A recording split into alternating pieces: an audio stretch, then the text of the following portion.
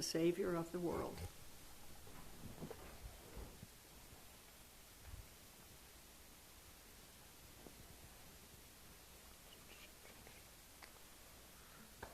Shalom, Havarim. Hello, friends. Oh my goodness, all right, I can't now be up here and not say, Gary, you got a haircut. First time I'm seeing you today. Look lovely as always.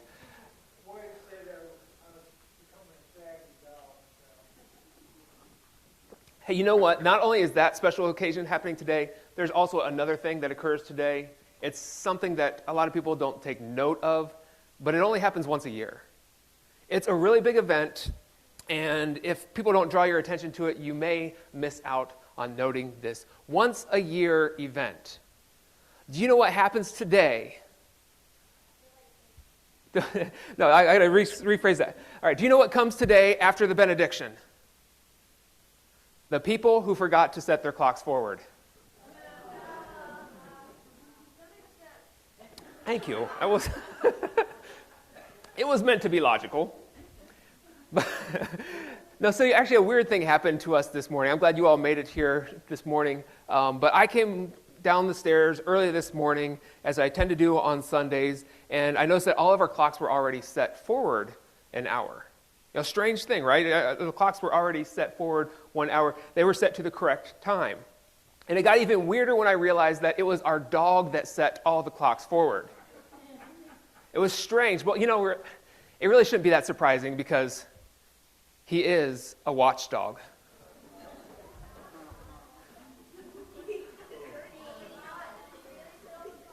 See, I didn't think that everybody would get the first one, so I had to go with that one too. And then I hear it was making sense. It's logical.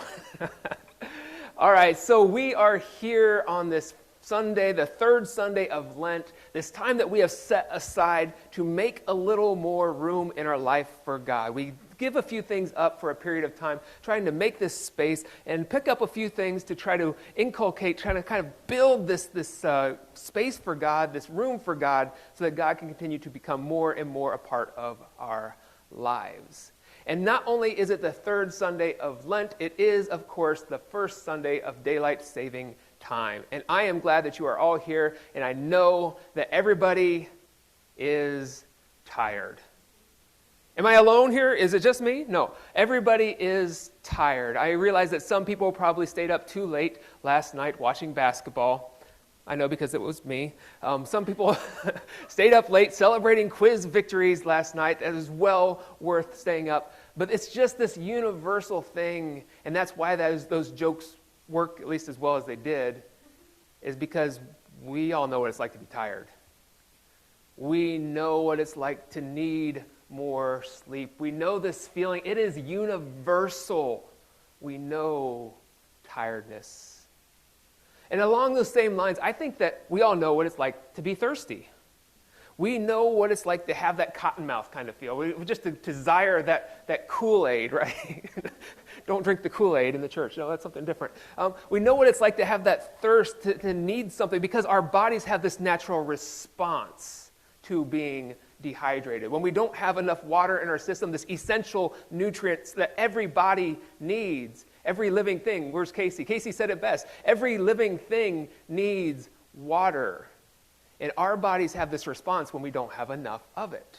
We begin to thirst. We begin to sense this need for more water. And that's why I love this metaphor that Jesus uses in today's scripture, this idea that we are thirsting for something. And it's only He, only Jesus, that can provide the thing for which we thirst the most. So I started thinking about the things, the times in my life when I've been the thirstiest? Is that right? Okay. I've had the greatest thirst. And I think about times like growing up on the farm in Ohio, putting up hay in the summer. Some of you have been there. You know what I'm talking about. 90 degrees outside, and you go in. I always had to stack the hay in the hay mows. And, you know, it always seemed to be on those 90-degree days that the air conditioning was broke in the barn.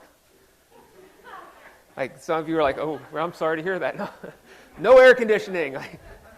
Like, it's 90 degrees outside. It's extremely hot inside. There's no air conditioning. We didn't have fans. We didn't have anything. And that hay is still breathing and respiring, and it's giving off moisture, and it's humid, and it's hot. And I come down the mow after like unloading a load of hay, and like just as soon as you get down below the barn opening, you feel that gust of wind, like that cool wind, that cool 90-degree wind hits you, and just like, oh my goodness. And you go and I drink from the water hose, like the garden hose, and like that was so refreshing. I've never had thirst that strong before. And that was before we had water bottles. Like, how old am I? Like, we didn't have water bottles. We didn't take water with us. Like, oh, now it's like, why wouldn't you take a water bottle with you? Like, I don't think we had water bottles in the early and late 90s. Like, how old am I? And if that doesn't connect with you at all, this idea of thirst, other time that I really think about being thirsty is the first time that I ever hiked Old Rag in the National Forest. Anybody here ever hike Old Rag? Yes, it's a 10-mile loop, and it seems to be a very popular thing to do in the hottest months. I have no idea. We went like in August the first time, 10 miles, and my friend said, make sure you bring some water with you. Okay. Yeah, 10-mile loop, and I'm like, oh, so like I'm drenched. There's not much that I do well, but I sweat as good as anybody in this world. This is just a picture of Sonia and I doing Old Rag 2 years ago. And you can see there, like I am absolutely drenched. This time I remembered to bring a Camelback. And you can't tell it from that shirt, but like that was not that shade of green to start with. I have completely sweated through my shirt, sweated through my shorts, and there is my wife right next to me looking like she like just like rolled out of bed and ready to go for the day, like not a drop of sweat. Like I'm so thirsty. And I think that you all, I'll get that down. I think you all know that feeling, that universal feeling of thirst. So that's what we're going to focus on here this morning. And I'm going to take several long sips of my water just to remind you, help it set in, this need, this desire, this universal feeling. Only water or maybe Kool-Aid can really quench your thirst. And only Jesus, only the love, the grace, the mercy of God can quench the things that we really thirst for. So what I want to do today is give you a little bit of background about what is going on in our text for this morning. Because we often hear about these people called the Samaritans, and for us, the first thing that I think of is, well, they seem pretty good, right? There's even a parable about a good Samaritan. But the thing we have to remember about the Samaritans is that they were the enemies of the Jews. And it's one of those weird things because they're almost Jews. They're like Jewish adjacent. They're just like one step removed from the Jewish people. I can't take any more steps or I'm going to fall off the stage here. But they're only like one step removed from the Jewish people. If we think about the United Kingdom, not the United Kingdom, that one, the United... As soon as the words come out of my mouth, I think of Roger. The United Kingdom of Israel was united under the first three kings of Israel. Anybody want to guess who were the first three kings? Go for it, Duncan. I'm going back way farther than that. You're in the right... Start with Saul. You're really close. It goes Saul, then David, and then Solomon. So first we have the first king of Israel is... That's all right. Yeah, you're a state champ in my book. First we have the king of Saul, and then David becomes the king, and then David's son Solomon becomes the king. That is the unified kingdom. And then, believe it or not, are you sitting down? You are, good. People start having discussions and disagreements about who should be the next king. There's some disagreements. Some people want one guy, some people want another. And not only is there disagreement about who should be the king, there's also disagreements about taxes. Right? Can you imagine this? People are divided about who should be their leader and how much they should be taxed, how much and if they should be taxed. So at this point there is a division, and after the death of Solomon, the northern kingdom and the southern kingdom split. It's around the year 930 BC. So the kingdoms exist as separate entities for about 200 years until the Assyrians come in and they capture the northern kingdom. And if you can assume that the northern kingdom is up here on top because north is always up. It's not true. Anyway, Northern kingdom is above the southern kingdom. The northern kingdom is wiped out by Assyria. Assyrians come in and they take the northern kingdom out into captivity, into into their own nation, kind of put them out there in exile. Sometime after that, the people are allowed to return to the northern kingdom, and they find that people are living in their homes. There are people living in their cities, and they begin to intermarry with these people. They find mates among these people. They find occupations among these people. And when they start bringing together these different families, they start to grab some of their religions and some of their cultural kind of attributes. So these people, when they come back to the northern kingdom and they start marrying these people that have inhabited their land, they become known as the Samaritans.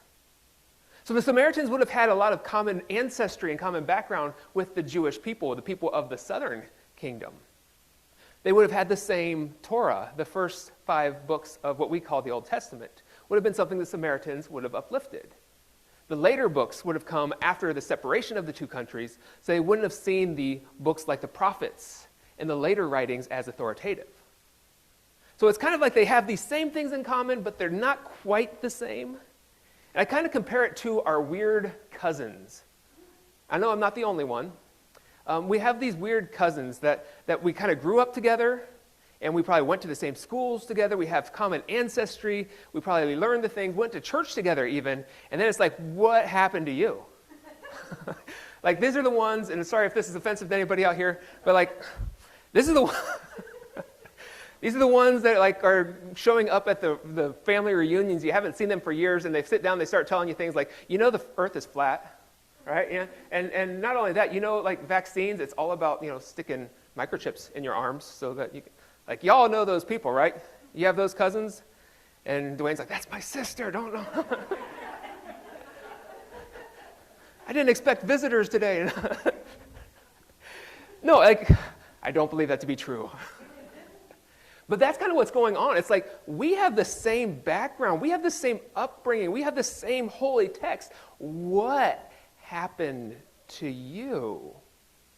So it's almost, in my opinion, my experience, when you have these common backgrounds, this common upbringing with people, and then somebody goes in a whole different direction with it, like I am just like left very confused by what changed in your life. What made you make that difference, that decision to be in that way? So this is what Jesus is walking into, literally, in this situation. The text tells us that Jesus and his disciples, they are walking from the Jerusalem area up to, I think it was to Galilee. So they're heading north. And it would have been common to take the long way around because they were trying to avoid those weird cousins. They're trying to avoid that strange conversation. Actually, there was a threat for violence there. So they would go around Samaria. But Jesus and his disciples would go straight through. And our text picks up where Jesus sits down at the well, and his disciples go off into town to buy some food. And as Jesus is sitting there at the well, there is a woman that shows up. And John is very specific about some details here, and I want to make sure we don't miss it. This is one of the very important details from our text today. When Marlene read John 4, 6b, you probably saw this as well. It was about noon. Now, I say that's important. I want you to remember that here for a little bit. Hold that in the back of your mind. You got that, Kainoa? I'm going to ask later what time it was. It was about noon. John didn't just include this little snippet for nothing. It is important. We're going to come back to that here shortly. So it's about noon, and Jesus sits down at the well. He starts having this conversation with a woman. And that in itself is a little bit scandalous. In the first century, a man wouldn't just start talking to a woman. But it's not just any woman. She is a Samaritan woman. She's one of those crazy cousins that's kind of out there. And not only does he sit there and start having this conversation with her, he asks her for a drink of water. Because Jesus is traveling through the desert and doesn't think to bring his own bucket with him. Now that might be kind of strange to us, but also remember, a Jewish person wouldn't drink after a non-Jewish person. They wouldn't share eating utensils. They wouldn't share drinking vessels. It's almost like that Jim Crow kind of feeling there. Like you don't drink after somebody of this different race than you. So here Jesus comes up to this woman and asks her for a drink of water, and she's like, who are you? Like asking me for a drink of water. And he goes on, like he jumps ahead a little bit. I'm going to jump a bit in our text. And he says to her that he knows that she has had 5 husbands. And she's working on a 6th. It's like, now this is a weird thing for Jesus to say. Like, what is going on here? And I think that there's a really big issue with the way that our culture has approached this woman. Let me just back up here a little bit. I know I'm all over the place. I lost an hour of sleep too. Jesus comes to this woman and just starts talking about her having been married 5 times. And I think that our society has done a real disservice to this woman. I think I understand why society has done that. I think that kind of evangelical Christianity has wanted to make this woman look as bad as possible, because then Jesus looks all the better, because he has given her this gift of grace and salvation. I just want to say we don't have to do that. It's not fair to this woman. But many people have assumed that there's some sort of promiscuity going on here, that she may have been a prostitute of some sort. Let's just be honest, folks. The text does not say that. The text just says that she's been married 5 times and is literally working on her 6th husband. It could be that she is extremely unlucky. It could be that she has had 5 husbands that have died. And in the Levirate tradition, his brother would have had to marry her to try to provide an heir. So something like that could be going on. It could also be that she is the victim of divorce. In those days, she wouldn't have been able to initiate divorce, but only the husband could.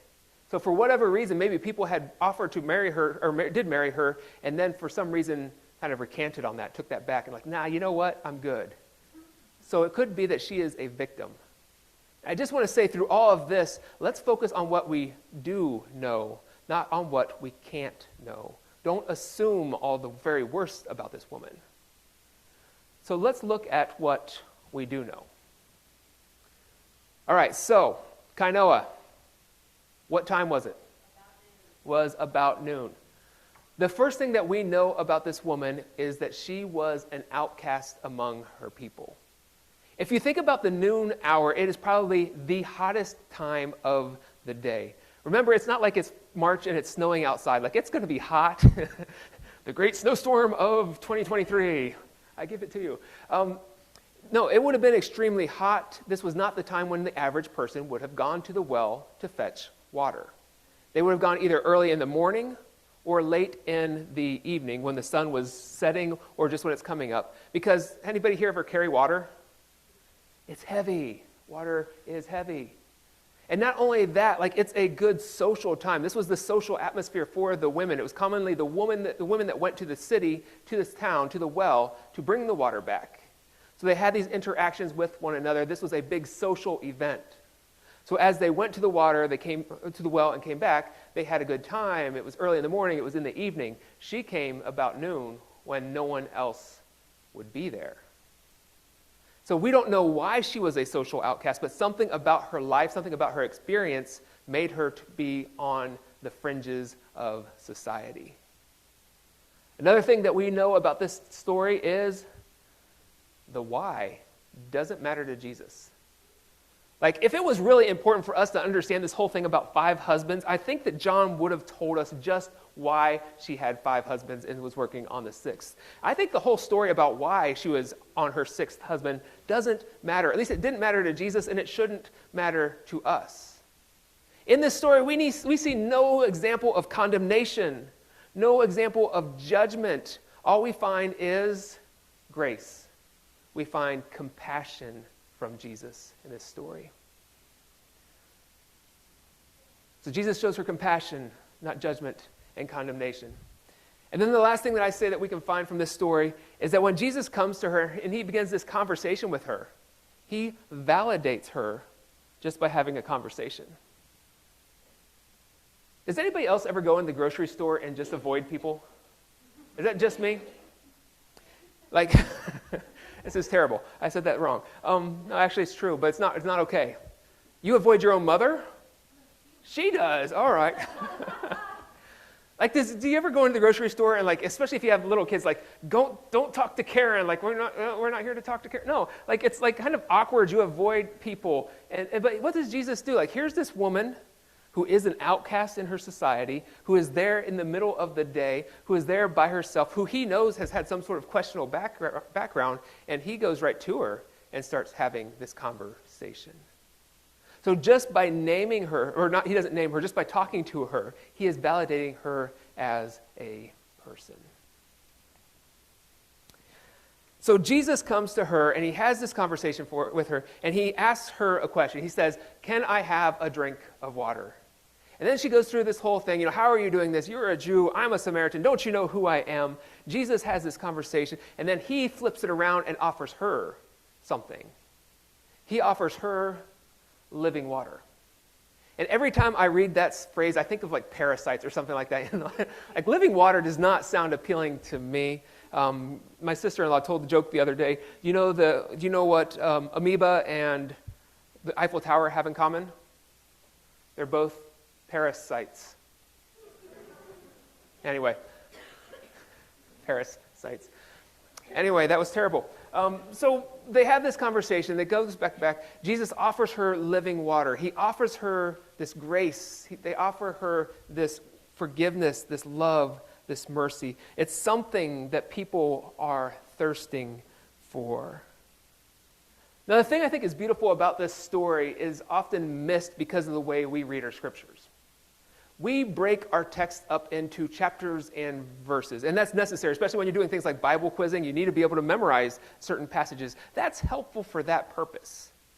But we miss something when we don't read the whole thing in context. And I realized this week, thanks to some commentary helps, that if you read John 3 and John 4 together, you get some very contrasting stories going on here. I think it's helpful. Everybody remember last week we looked at John chapter 3, the story of Nicodemus. So in John chapter 3, we have the story of Nicodemus who comes to Jesus. And he comes to Jesus during the night. Remember, we talked about he came under the cover of night. We also know that Nicodemus is a man. You got that one. He is a man. He comes to him in a private setting. There's no one else around. It's just these two people having a conversation. I'm not sure who took notes that day, but one of them must have. They assigned a recorder for that day. And we also know that Nicodemus was a Pharisee. He would have been a well-respected person in his time and place, a well-respected person among most Jewish people. We tend to give Pharisees a bad name today, but in that context, he was well-respected. Well, what happens in the very next chapter, in John chapter 4? We have Nicodemus. Well, in chapter 4, we have an unnamed woman. While Nicodemus came during the night, she comes during the day. Nicodemus is a man. She is a woman. He comes in private. She comes in public. And while he's a respected Pharisee, she is a disrespected, strange cousin / Samaritan. And when we look at these two people, there couldn't be more opposite people than Nicodemus and the woman at the well. But what do we notice about this passage? There's something universal here. Everybody thirsts. Everybody has this same need. And just as we all need water, we all need the love, grace, mercy of Jesus. And I like the way that Carolyn Lewis puts it in her commentary on this passage. She says this, in connecting John 3 and John chapter 4, she says, Jesus had to travel through Samaria on the way to Galilee, not because there weren't other travel options, but because the Samaritan woman and the people of Samaria were a part of the world that God so loved. Yes. Yes.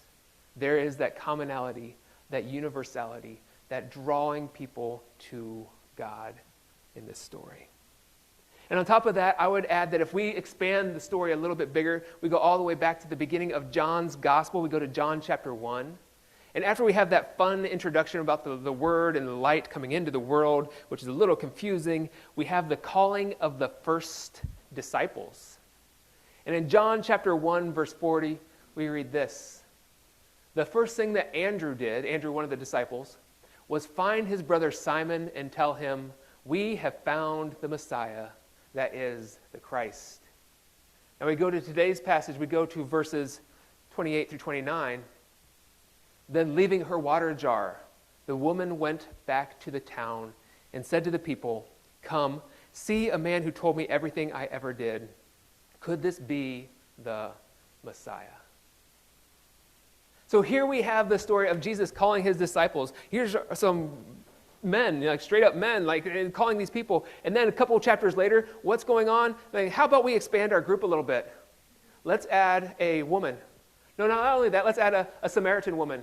A woman with a questionable background as well. I'm sure that went over real well with the rest of disciples. But what do we see here? We see this thing blowing up in a good way. All at once, this universal message is being spread beyond the boundaries of race, beyond the boundaries of religion, beyond the boundaries of Jerusalem, beyond the boundaries of gender, because everybody thirsts. Everybody needs the love, the grace of Jesus Christ. My friends, we are all built and made. We are fearfully and wonderfully made in the image of God. And God has created us in such a way that we have these natural desires, these natural needs for something that will provide for our bodies, something that is essential to our very being. And just as we thirst for water, we thirst for Jesus Christ himself, for the love, for the grace, for the mercy, for the community that he provides for us. May it be so. Amen. Well, during Lent, we are setting aside a little bit of time each week